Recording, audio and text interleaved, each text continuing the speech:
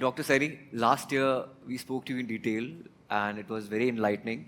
And this time around, my question to you is that climate change is contributing to a lot of illness and infections. And what kind of precautions and medication should we take to counter that? देखिए, सबसे पहले तो मैं कहूँगा hygiene की बात चल रही थी। जी, हाइजीन हम सबके लिए जरूरी है और बच्चों के लिए खास तौर पे, क्योंकि ये लोग जो चेंज ला सकते हैं वो शायद हम लोग नहीं ला सकते। हाइजीन पे एक बात कहना चाहूँगा कि हम वर्ड लूज टर्म यूज करते हैं। Hygiene means protecting from the disease, यानी कि मरीज अपने आप को डिजीज से बचाना और दूसरों को भी बचाना। यदि छोटी सी बात हम हाथ धोते हैं, हाथ धोना एक बहुत सिंपल सी बात मानी जाती है, लेकिन हाथ धोना एक सबसे बड़ा हाइजीनिक है कि हम अपने आप को बचाते हैं और दूसरों को भी बचाते हैं। तो दूसरा आपने कहा कि क्या दवाइयाँ इस्तेमाल करनी चाहिए। विश्व भर में ये बात चल रही है, विश्व भर में, कि हमारे पास एंटीबायोटिक्स नहीं है और हम इसका अंधाधुन अपने घरों में इस्तेमाल करते हैं। आज का मैसेज सिर्फ ये है, यदि हम बीमार हैं, दवाई बिना डॉक्टर के मत लीजिए, सिर्फ अपने आप को हाइजीनिक रखिए, अपने आप को स्वस्थ रखिए, स्वच्छ रखिए, आपको कोई बीमारी नहीं, क्योंकि कोई दवाई की जरूरत नहीं है। तो एक तरफ वायरसेस बढ़ रहे हैं, इन्फेक्शंस बढ़ रहे हैं, हम देख रहे हैं कि क्लाइमेट चेंज की वजह से कितनी वायरसेस पैथोजेंस बढ़ रहे हैं, एंड वेरी ऑफन हम unnecessary I think popping of pills जो करते हैं वो बिल्कुल नहीं करना चाहिए। So Ravi, we have children here with us जो आप देख रहे हैं कि CRI स्कूल से है, हाइजीन ओलंपियाड के विनर्स हैं। Tell us the impact, like जिन बच्चों ने इन्होंने हाइजीन करिकुलम पढ़ा है, हाउ हैज़ द बनेगा स्वस्थ India campaign helped in the various aspects of health and hygiene, क्योंकि हम उसी की बारे में आज बातचीत कर रहे हैं। So, first of all, thank you, Ambika, and thank you, NDTV, for having us for the 10th season finale. We have been continuously working with the kids. Our journey has been remarkable when we started with 2,500 kids in the season 1 to now actually reaching to around 30 million kids across India.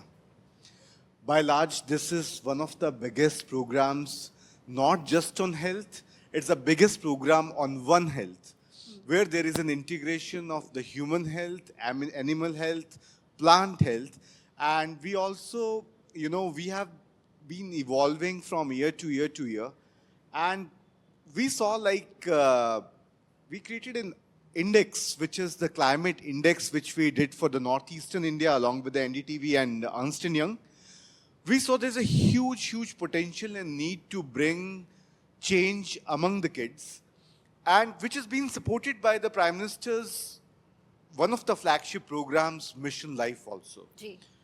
So we thought why not to work with the kids and make them the change agents, because they are first-hand experiencing what's happening to the environment and climate around them. We also inculcating something, Ambika, which is basically self-care. Yes. Self-care for the kids, so that they go back and they educate other kids and they educate themselves. So the whole curriculum is in place. And I'm very proud to tell you, when we met Mr. Ravi Singh in our office, our leadership Gaurav agreed to take WWF climate curriculum to all the schools where the hygiene curriculum is actually there in place. So that's a point of interaction and intersection what we want, in the future.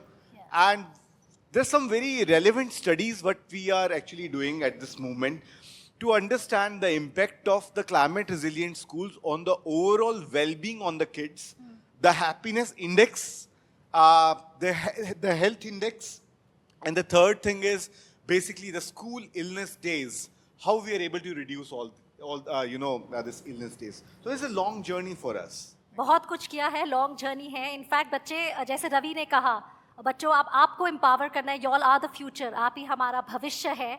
हमारे साथ इतने दिग्गज इस experts हैं, in fact आप देख सकते हैं Vihaan, we have such experts. If you have any questions, या बच्चे अगर आपके लिए, डॉक्टर सैनी, डॉक्टर प्रशांत सक्सेना हमारे साथ हैं, he is really the expert. कुछ सवाल हो आपको जो पूछना चाहें, please go ahead and ask your questions. मेरा क्वेश्चन डॉक्टर सैनी से है। मुझे आपसे ये पूछना है कि सर, जैसे अभी क्लाइमेट चेंज हो रहा है, तो यहाँ पे बैक्टीरियाज बढ़ते हैं या घटते हैं? देखिए, क्लाइमेट चेंज होगा यदि हम अपने आप को हाइजीनिक नहीं रखेंगे। हाइजीन सिर्फ हमारे हाथों से नहीं, हमारी हैपनिंग से नहीं है।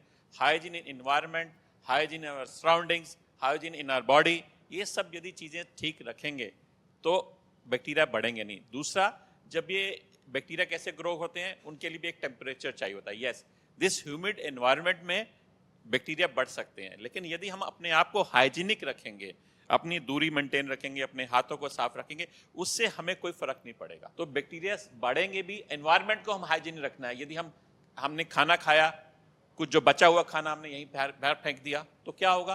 बैक्टीरिया वहां ग्रो कर जाएंगे। उनको भी खाना चाहिए, उनको भी ह्यूमिडिटी चाहिए। तो इन्वायरमेंट इस समय बहुत अच्छा है बैक्टीरिया के लिए, लेकिन हम उनके ऊपर जैसे ना खाद डालते हैं, हमने अपना खाना छोड़ दिया, कुछ गंदगी छोड़ दी, तो क्या होगा? उनके लिए वो खाद का काम करती है, वो ग्रो करेंगे। इसलिए यदि हम अपनी आसपास की, हम सारे बच्चे सोच लें कि हमने अपनी आसपास की इन्वायरमेंट को ठीक रखना है, स्वच्छ रखना है, तो कोई भी इन्वायरमेंट आ जाए हम स्वस्थ रहेंगे।